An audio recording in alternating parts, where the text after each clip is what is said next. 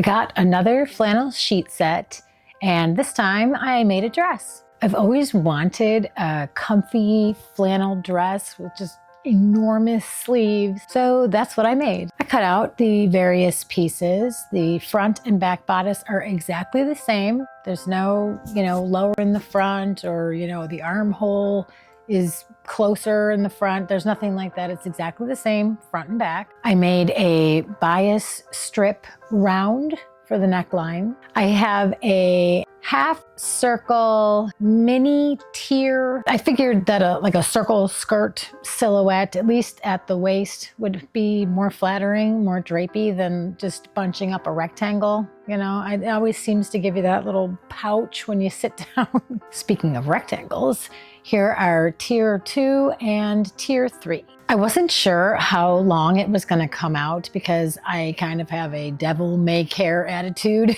when it comes to seam allowances, but it ended up being okay. It was close enough, and if I ever want it to be a little bit longer, I can just add a ruffle. I have so much fabric left over. The second tier measures 7 feet long, and the third tier is 10 and a half feet long, and they're both 14 inches tall. I made the sleeves out of pillowcases. I was able to use the hem of the pillowcase for the cuff of the sleeve.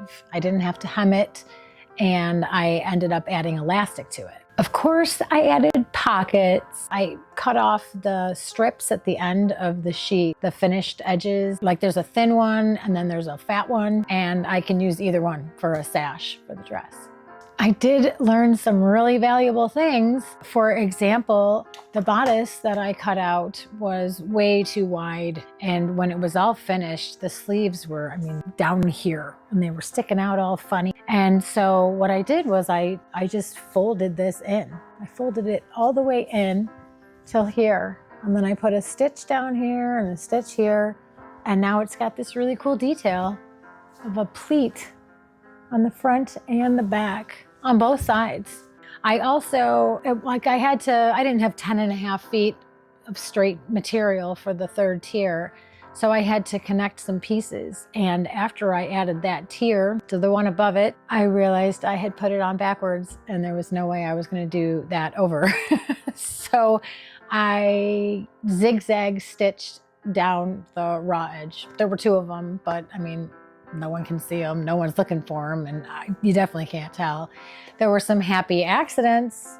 The pattern of the plaid ended up being perfectly centered on the bodice. None of that was on purpose. I am extremely, extremely happy with this dress. This is the first thing that I have ever made that I am completely satisfied with. There's nothing I want to fix. That's a first. So I guess that means it's time to learn something new. The easiest way to put this dress together was to put together the front part and then put together the back part and then sew the two together. So what I did was I made a front bodice and a front skirt, a back bodice and a back skirt, and then I just sewed them together, and I'll show you how I did that. The first thing I did was attach the first tier to the front bodice. When you stretch this open, it will make a flat line. I just attached it to this, sewed it, and it opened up. The next thing I did was I basted the second tier and the third tier, which means you sew a line of loose stitches across the top, and then you pull it together to gather the stitches. Once this is gathered, I put it upside down, sew along this edge. Now these tiers are connected. Same thing, gathered, sewed it to the bottom edge of this, and now we have all the tiers connected to the bodice. So I took both pieces together. I have this one and that one. Now picture this is together. This has a skirt on it, but just to make it easier to show you, I put the shoulders together and I sewed along there and along there. Once the shoulders were connected, I sewed the bias round. I measured the circumference and I made a round the exact same size, and I just sewed it in place. I folded it under and sewed along, but I didn't need to because I cut the fabric with zigzag scissors. so the ends wouldn't have frayed anyway. I could have just used it like a facing, but I had these enormous sleeves. And just so you have an idea of how enormous, this is the bodice in relation to the sleeve. That is not wrong. That is how you get big sleeves. I sewed a basting stitch along the top and gathered the stitches. This is the armhole shape it needs to fit into. This is funky, but that ends up being, I mean, I think I probably cut that off just to make it smooth, but I don't actually remember if I did or I didn't. It didn't matter because it's so gathered and so big. So once this is all gathered and cinched, you're gonna pin it into place like this. Right sides together and then pin along the edge to there. And then you just sew it into place.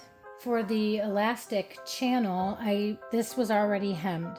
So I just sewed a stitch here that would make a channel a little bit bigger than 1/4 inch to put the elastic through. I just attached the elastic to a safety pin and pulled it through the channel. What I do is I get as far as the elastic will allow without being stretched, and then I sew down this edge here. Then I pull it all the way through and I sew down this edge here, and then I take off the safety pin.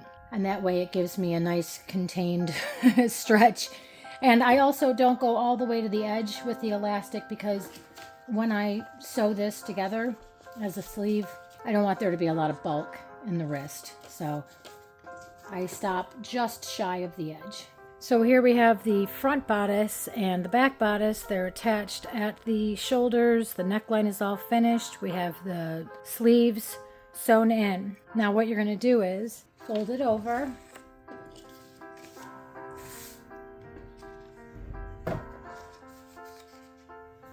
And you're going to sew down this line, this line, this line. And then for the sleeve over here, and all the way down.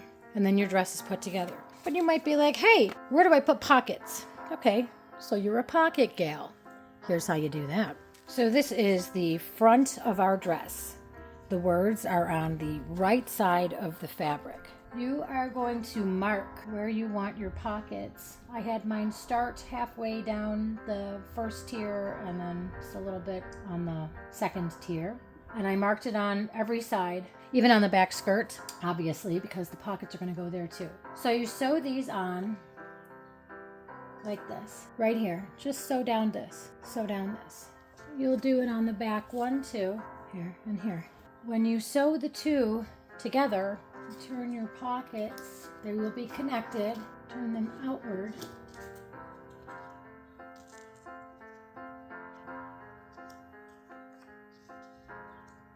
And then when you sew your dress down, come down, go around the pocket and down. Come down, go around the pocket and come down. And that's it.